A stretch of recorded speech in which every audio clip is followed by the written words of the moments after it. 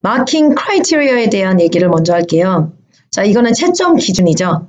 어느 시험을 보시던 간에 그 시험이 어떤 기준으로 채점되는지를 잘 이해를 하셔야 거기에 딱 맞게 준비하실 수가 있습니다.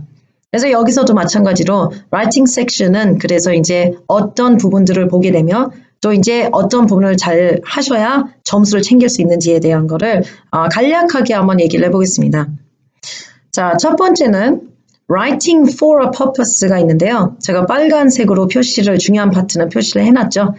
for a purpose라는 거는 뭐냐면 정확한 목적이 있는 글을 쓴다는 말입니다. 그렇기 때문에 정확한 목적을 표현하기 위해서는 여기서 전치사를 정확하게 쓰는 게 될 수가 있고요. 아니면은 어떤 말을 던졌을 때는 반드시 그 뒤에 그거에 대한 결론이나 아니면 본인의 의견이나 뭔가에 대한 결론이 확실히 나야 된다는 말이죠.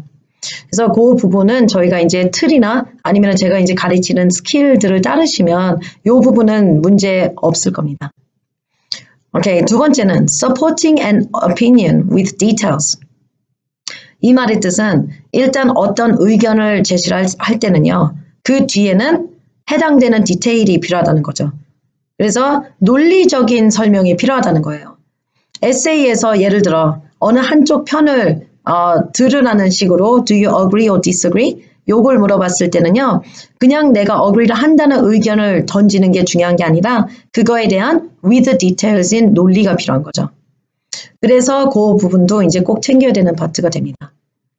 자, 그 다음은 organizing sentences and paragraphs in a logical way.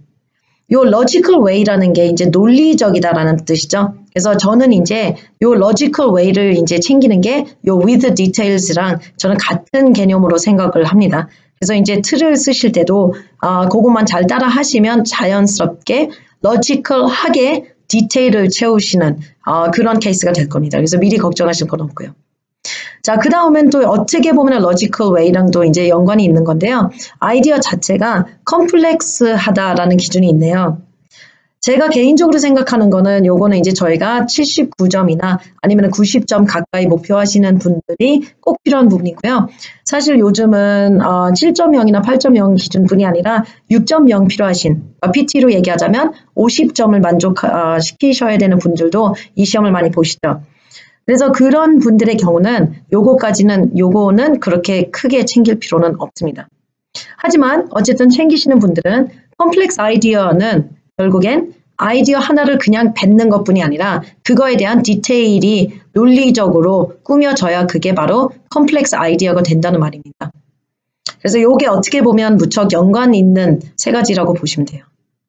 자, 그 다음에 또 중요한 건 뭐냐면 writing under timed conditions. 사실 무척 당연하죠. 어느 시험을 보던 그냥 글의 퀄리티만 보고 계속 공부하실 게 아니라 시간을 쟀을 때에도 그 퀄리티를 유지하실 수 있는지 확인할 필요가 있는 거죠. 그래서 요 timed conditions이란 저희가 이제 SWT를 얘기하자면 10분 안에 완성을 하시는지 또는 에세이도 20분 안에 주어진 타스크를 완성할 수 있는지 요 부분을 얘기하는 거죠. 어려운 건 아니고요. 자, 그 다음 거는 using words and phrases appropriate to the context. 라는 건 무슨 말이냐면 문맥상에 맞는 단어와 표현을 적절하게 사용을 한다는 말이죠. 그래서 가끔은 저희가 모르는 단어인데도 네이버나 이런 이제 인터넷을 통해서 무슨 뜻인지 겨우 이제 배우게 되는 표현들을 사용하시게 되면요. 문맥상 안 맞는 경우가 있습니다. 아시죠? 단어마다 보면 뜻은 여러 가지가 있는데요. 내가 원하는 이제 뜻이 어떤 건지는 문맥상 맞춰 이제 어쨌든 선택을 하셔야 되죠. 또 요런 게 무척 IELTS도 사실 마찬가지지만 되게 중요한 파트예요. 요런 거를 이제 무시하시게 되면 괜히 잘 이용하지 못하는 단어를 썼다는 이유로 감점이 될 요소가 될 수가 있습니다. 그래서 요것도 만약에 이제 쓰실 거면 편안하게 본인이 이해하고 소화하실 수 있는 단어만으로 에세이를 구성하시는 게 제일 안전한 거죠. 물론 그 상태에서 이제 계속 이제 업그레이드를 하시는 식으로 공부하시다 보면은 그래도 79점이나 90점처럼 높은 점수도 달성하실 수 있죠.